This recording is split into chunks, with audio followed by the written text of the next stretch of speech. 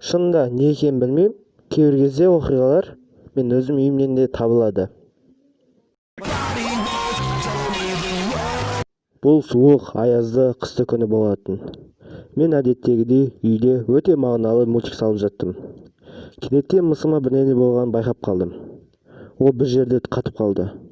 Сосын бір жерге қарап тұрды. Басына мен бір ойға кіріп кеткен шығар деп ойладым. Но сосын мен түсіндім, ол коридорға қарап тұрған. Бірақ коридорда ешкім жоқ. Сосын мен біртүрлі дыбыс естідім. Басына мен ол асханадан шығып жатыр ма деп ойладым. Бірақ асханаға барғанда ештеңе жоқ болды. Дыбыстар бітті. Ну, жарайды деп ойладым. Мүмкін бұл жел шығар, далада өлең айтып тұрған. Сосын қайттан өзімнің жұмыс орныма келдім.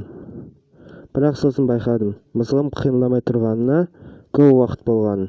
Ол бір жерге үңіліп қарап тұрды. Мен біртүрлі болып қалдым. Өйткені мысықтар призрак көреді деп естігем. Коридорға тұрып, мен жай ғана шығып жатқан дыбыстарды естідім. Сосын мен мысығым қайда қарап тұр, соған қарап тұрдым.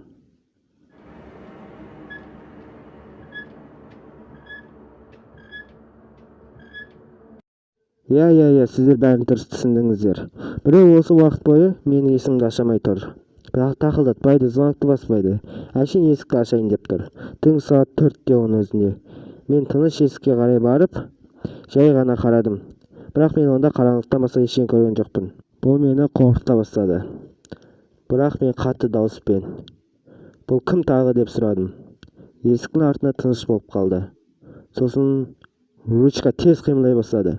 Менің миыма сразу зомбилер туралы кинолар түсе бастады. Зомбилар қалай есікті ашамай жатқан. Сонда мен тағы да қатты дауыспен: "Ей, сен кімсің?" деп сұрадым. Маған қайттан жауап бермеді. Біз мұшық екеуміз түнгі сағат 4-те есікті ашамыз да ашпаймыз да деп тұрдық. Сосын мен баспен ойлана бастадым. Бұлар көршілер болса, олар есікті қағатын еді. Ал бұлар ұрлықшылар болса, есікті әшейін бұзар еді. Бұдан екі вариант шығады. Бұл зомби немесе призрак.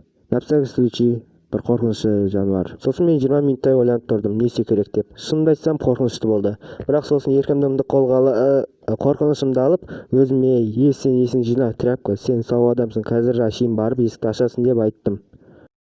Но бірақ балтаны алып алайын.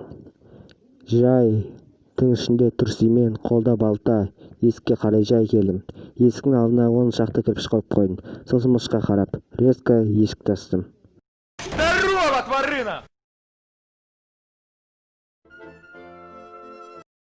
Ну, енді бұл зомби болмаса да қорқынышты болды. Мас болғанына қарап, қорқып кетуім мүмкін еді. Бұл адам светті көріп, мен үйіме жайлап кіре бастады. "Сізге не керек?" деген жауапқа мен мұңғарлаған дауыстар естідім. Ол нәскиде тұрғанын көріп, ал далада -25 градус. Мен басымды істете бастадым. Ол даладан аяқ киімсіз келу мүмкін емес екенін білдім. Сосын мен соңғы этажда тұрғандықтан ол жерге түсу үшін Карлсонға ұқсамады. Қорытындысында ол астыңғы этажда тұратын болыпты. "Кешіріңіз, сізге асыға емес па?" Бұны естіп ол асыға түсе бастады. "Яғни, сіз түсініп тұрған шығарсыз. Егер мен случайно есікті жауып ұмытып кетсем, мұнда кейбір кезде болып тұрады. Ол әшейін үйге кіріп, мен төсегіме келіп ұйықтап қалатын еді. Елестетіңізші, сіз зомби адамнан қашып бара жатсыз. Бұл әшейін ғана түс екен ғой." Осымен видео бітті. Егер видео ұнаса, каналға жазылып лайк басып кетейік. Сосын лайк пен колокольчикті басып кетейік.